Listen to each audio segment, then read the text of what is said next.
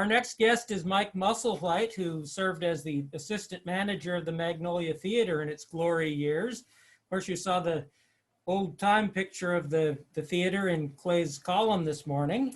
Well, that was kind of a fun photo to spotlight because it certainly had the context of a house being moved in front of it. But there probably couldn't have been a better marquee to feature with Elvis in It Happened at the World's Fair. So, Mike. Let's get to the feature presentation. That's Enough right. With the short subject. and Mike, we've got the opening advertisement for the Magnolia Theater back in 1948, I believe. Cary Grant starring in Mr. Blanding's Builds His Dream House. Of course, you didn't start there that early, but tell us about the Magnolia Theater and why you thought that this was a good thing for you to be writing about. I think you had a view of the Magnolia Theater that most other people did not. Well, that's true. You know, it's a big, big positive for just about anybody living in Magnolia, and frankly, Ballard and other areas. We have people coming to the theater from actually all over the city, but primarily from Magnolia. It's just a great place to go. You could meet friends there. You could, if you needed to just find some time to yourself, you could do that sitting in the dark of the theater and watching a movie. And as I had written somewhere in my narrative, it was just a great place to mend a broken heart if you needed a little time. What a great phrase to turn. But for those who are not familiar, because there are a lot of people not familiar today because the place is gone, how big was it? And describe some of the splendor of it. I mean, this is not just what people are used to today with you know, 4 walls of a multiplex. Right, it wasn't. It had a lot of really native materials. It had beautiful mahogany, woodwork inside the lobby, throughout the lobby. It was, well, there's a great picture of it right there. And I'm so glad I haven't seen that view since I left working there.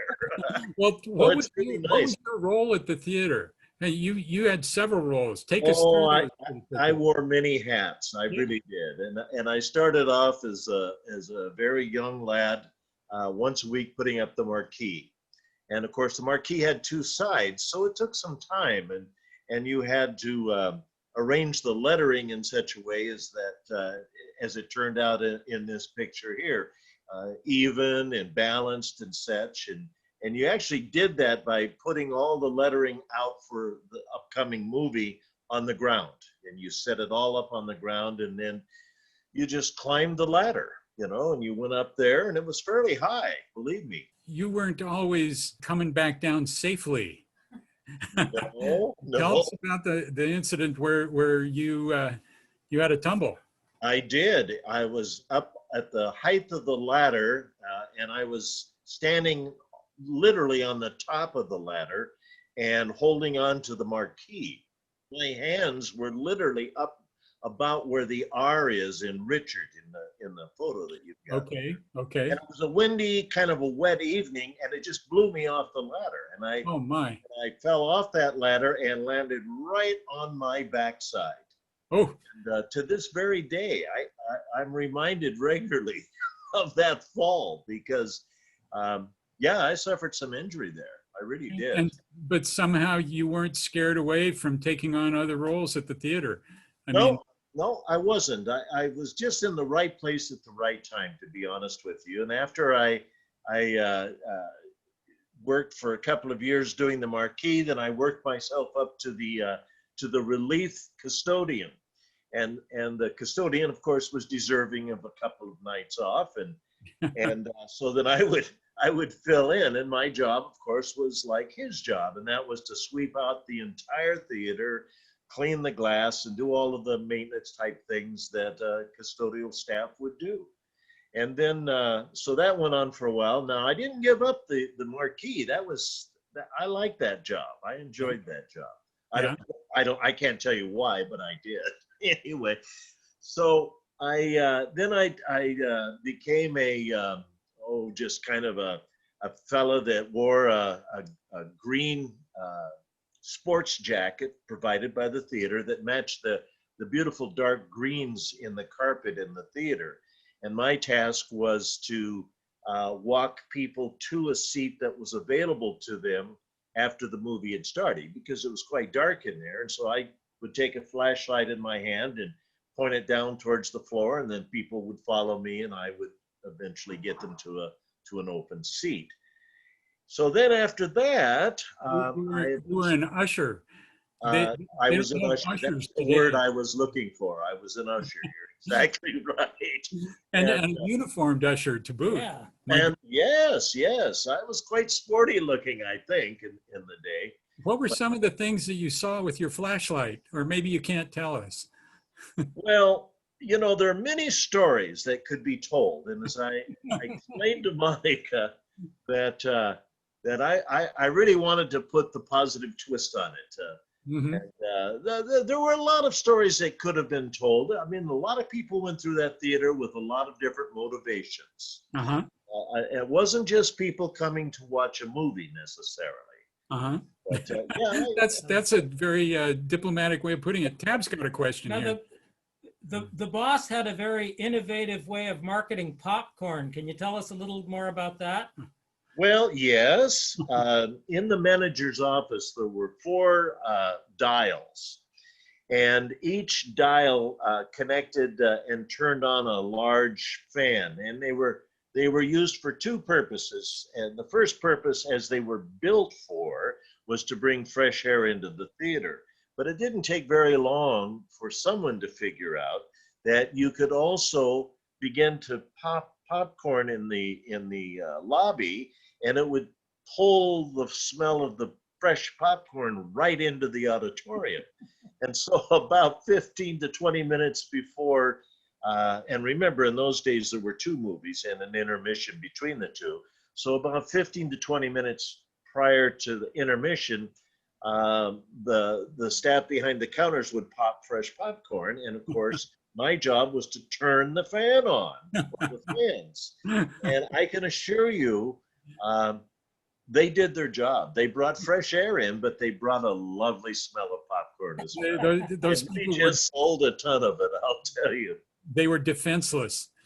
Yes, at our mercy, I would say, yes. So before we go, it's probably important to note the high point of the Magnolia Theater's run. I know that you worked in several theaters, but the Magnolia had a distinction in 1969 as being the only place in Seattle where you could see the best picture of the year, Oliver. Yes, indeed. Yeah. And that just puts just a nice fine point on the Magnolia Theater. There were people who thought that was really a deserving theater to be the launch of Oliver for Seattle, and it was just great. And then it went a little downhill from there. It wasn't long after that the theater closed. What a heartbreak.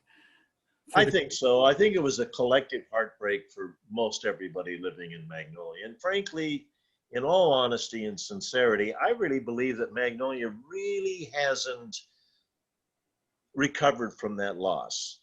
That's something that was so unique to this community, and that there's nothing within this community that brings the same excitement and just the overall great atmosphere that theater provided for the community. It's something of its time, 985 seats. Yeah, and believe me, I worked in that theater to see those 985 seats filled several times.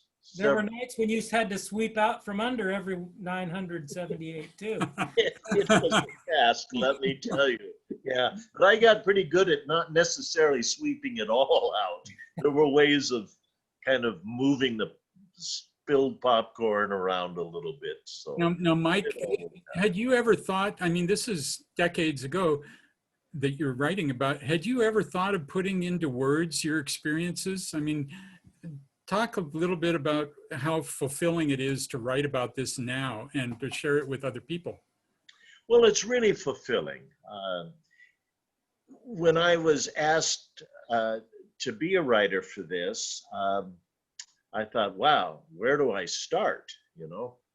But it actually began to become pretty easy because there were certain highlights of working in that theater that I could simply write about. And essentially, if you read what I've written, you'll take note that it's a series of stories within one big story. And it Right. was just a lot of fun. And what it essentially has done for me is I knew a lot of people that worked at that theater over the years. And I began tracking some of them down, just trying to, as a hobby, just trying to find them, you know. And I've actually managed to find a few people, and it's been just great fun, just great. It's a select group.